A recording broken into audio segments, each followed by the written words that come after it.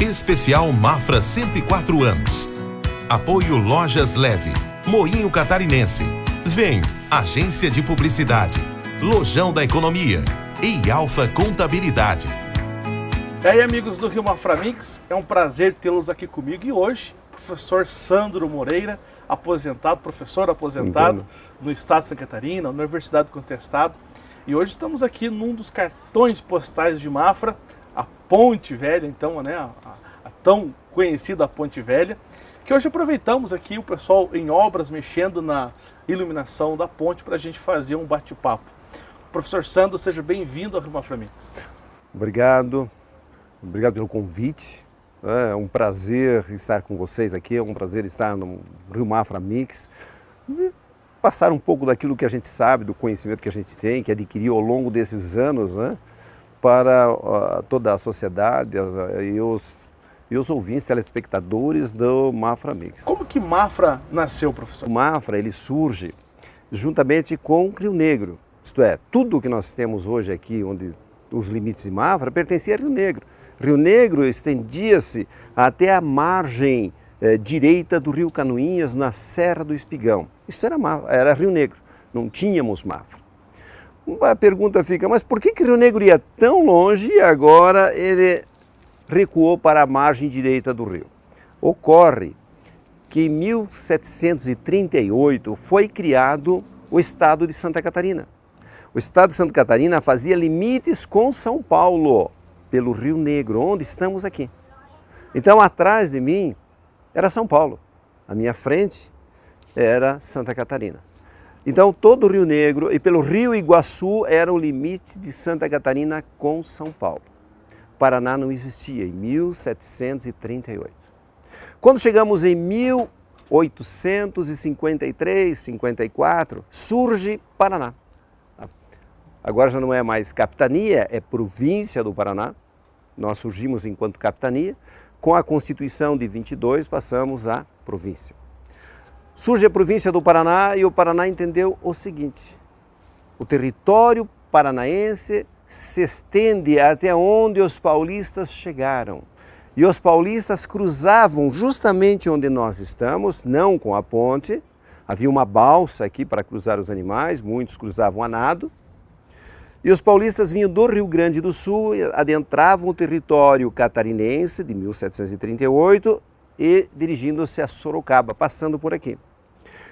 Santa Catarina, por sua vez, não ocupou essa região. Santa Catarina se manteve no litoral, embora documentalmente todo o território lhe pertencesse.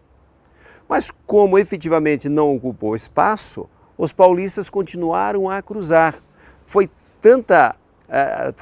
tamanha a dinâmica do movimento paulista que estes tropeiros paulistas fundaram em território catarinense a região de Lages. Assim como fundaram a Lapa, fundaram Lages lá em 1777, 76, fundaram Lages já dentro do território catarinense. E o Paraná entendeu então que esse território lhe pertencia. Deveriam chegar até onde os paulistas estavam, isto é, até o rio Uruguai, Alto Uruguai, Uruguai todo e o Alto Pelotas, até ali. Então, entenderam os paranaenses que Santa Catarina ficou com o litoral até os contrafortes da serra e dali para o oeste tudo era Paraná. Teve início nesse momento a questão contestada, a disputa do território entre das duas províncias, mais tarde estados, pelo território do contestado, né, que assim foi denominado, uma disputa que ocorreu no Supremo Tribunal Federal. É claro que dentro dessa área ocorreu um movimento social armado que, em função das questões contestadas entre os dois estados, acabou recebendo a denominação de Guerra do Contestado. Mas só a denominação, ela foi uma guerra, um conflito social armado. Então esse é o primeiro marco do surgimento do território, porque, embora pertencesse ao Paraná, aos cuidados, havia uma população já habitando essa região. Essa população estava apenas a olhar o que estava acontecendo. ela estava em território paranaense, que anteriormente pertencia a São Paulo.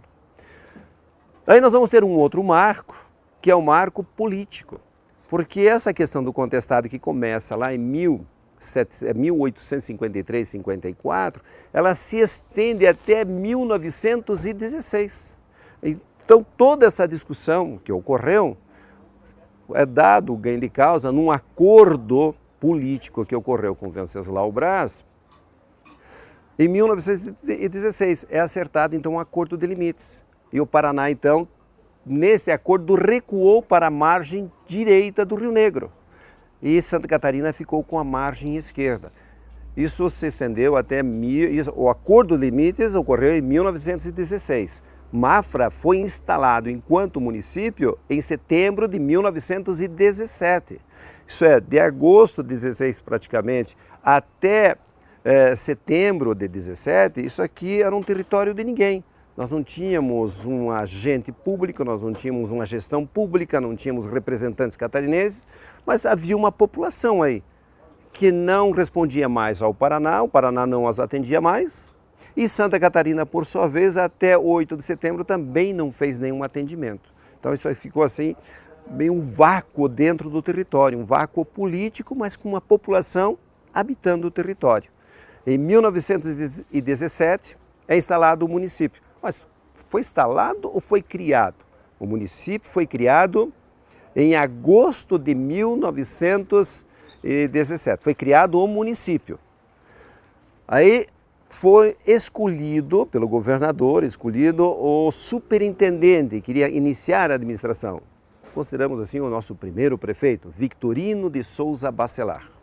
E junto com ele foram escolhidos pelo governador também os conselheiros, os primeiros conselheiros que seriam hoje, no nosso caso, aí, os primeiros vereadores. E aí começou então a gestão municipal, em 8 de setembro de 1917, num território que já pertencia a Santa Catarina em 1738, mas pela questão do contestado ficou aos cuidados do Paraná até essa data da posse efetiva catarinense. Professor, foi fundamental na nossa municipalidade a questão dos colonizadores, vieram da Europa, de outros lugares do mundo. Mafra hoje faz fruto dessa chegada dessas pessoas que aqui chegaram? Pois é. Quando a gente viaja e visita Blumenau, visita Brusque, visita Jaraguá do Sul, Pomerode, existe uma tradição germânica ou italiana muito forte desses imigrantes que migraram diretamente da Europa para estas regiões aqui. Mafra foi um pouco diferente, porque inicialmente nós não tivemos imigrantes aqui, nós tivemos passagem de tropeiros. Os tropeiros passavam, cruzavam de um lado para o outro, vinham de São Paulo até Viamão, de Viamão voltavam a Sorocaba, e essa aqui era uma região habitada por índios. Então, isso aqui era um território Xoclen. Muitos entendem que fosse um outro grupo indígena. Não, Xoclen. Um grupo indígena bastante violento, guerreiro, que não se submeteu aos ditames do branco. Então, quando os tropeiros passavam por aqui, passavam rápido, porque não era interesse deles permanecer. Tivemos uma região que hoje denomina-se Bela Vista, mas que no passado chamava-se Sepultura. Tamanho número de cruzes que estavam ali, de tropeiros, de viajeiros que cruzavam e eram mortos pelos índios. Então chamou-se Sepultura por muitos anos. Hoje não temos mais os índios, a denominação já é Bela Vista, né? De fato é um lugar muito bonito e não temos mais nada com isso. Agora, e os nossos imigrantes? Vieram de onde então? Os primeiros imigrantes vieram de São Paulo, eram portugueses. Eles vão ocupar aqui a margem direita do Rio Negro. Isso lá em 1738, quando é criada Santa Catarina, porque os primeiros tropeiros passam por aqui em 1732, 33, mas em 38 nós já tínhamos comerciantes portugueses na margem direita do Rio Negro para comercializar, fazer transações comerciais com os tropeiros. Isto é, mais tarde é que chegaram aqui para nós bocovinos também, mas antes dos bocovinos também chegaram os poloneses. Os poloneses eram recebidos aqui em Rio Negro, na casa do imigrante, para que ele fosse acostumado à cultura, criasse um modo de vida semelhante ao que nós tínhamos aqui, aprendesse a língua, os costumes. E esses poloneses eram distribuídos na região. Muitos foram levados para Itaiópolis, lá em Alto Paraguaçu, em Serra Cedelo, onde passavam os tropeiros, para que esses poloneses guerreassem com os índios, para deixar os tropeiros paulistas passarem mais sossegados, com mais tranquilidade.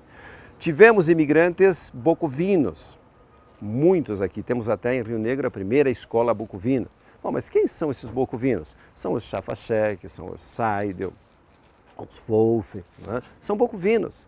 Então nós temos muitos desses bocovinos que moram e habitaram a nossa região, que vieram, eram migrantes já muito sofridos, que vieram da Moldávia, mas que no passado eram alemães, que migraram da Alemanha para a Moldávia, para a Ásia, e depois de muitos, mas muitos anos, já habituados à Ásia e à Moldávia, o sofrimento social e econômico lá era muito, havia um sofrimento, uma necessidade tremenda. Eles migram para outros lugares do mundo, não só para a nossa região, mas migraram também para o Canadá, migraram para os Estados Unidos, para outras regiões da Europa. E chegam aqui para nós os bocovinos, pessoas sofridas da agricultura.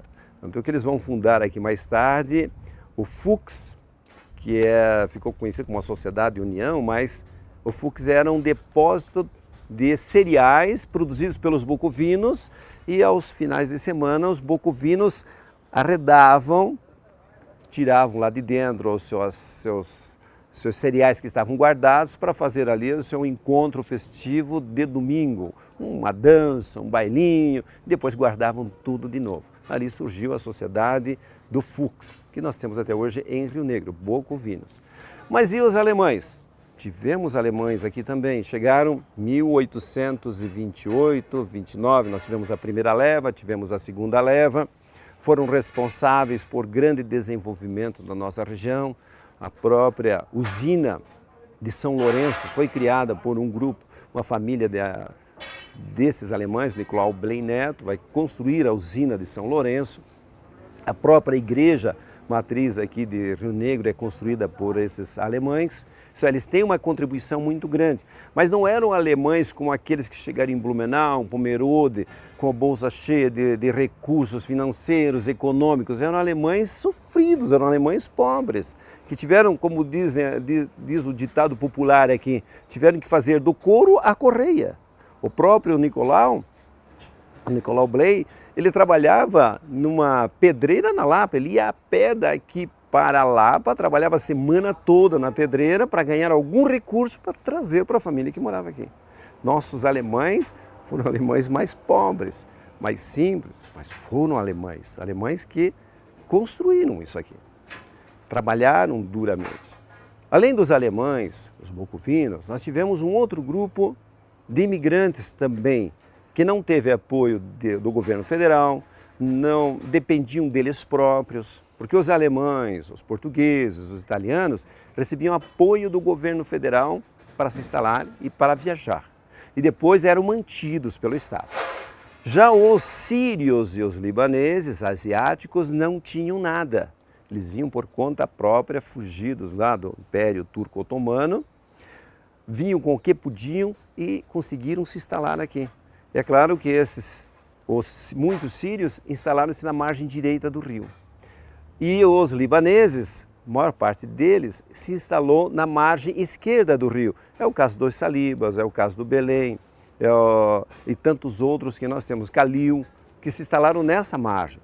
Bom, qual é a diferença de um para o outro? Os alemães, eles se dedicaram muito à agricultura, a muitas construções, até mesmo algumas pequenas indústrias ervateiras. Os bocovinos, necessariamente, à agricultura. Os libaneses e os sírios ficaram no comércio. Então, o impulso comercial que nós temos na nossa região, devemos a esses sírios que aqui se instalaram e que mais tarde vieram digamos, os seus descendentes a se tornarem médicos, tornarem-se políticos, e muitos ainda daqueles descendentes são grandes comerciantes em nossa região. Tá certo, professor, eu quero deixar uma pausa aqui. Esse programa a gente recomeça no vídeo que a gente vai transmitir amanhã. Então, para você que nos acompanhou aqui, eu convido você amanhã aqui nas redes sociais do Rio Mafra Mix para nós terminar esse bate-papo. Tem muita coisa legal para a gente falar ainda sobre política, falar ainda sobre a educação aqui na nossa mata.